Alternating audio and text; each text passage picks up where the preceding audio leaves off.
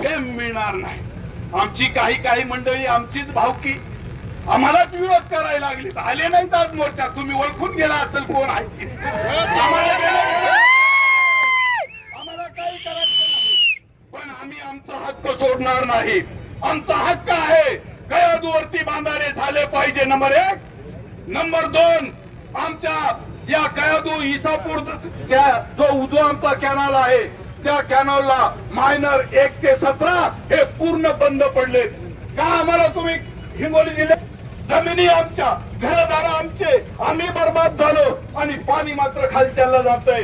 एक वितरिका नंबर 1 पासून ते 17 क्रमांकापर्यंत पाणी हे पुनर्जीवित करून त्या मायनर हे आम्हाला पाणी मिळालं पाहिजे।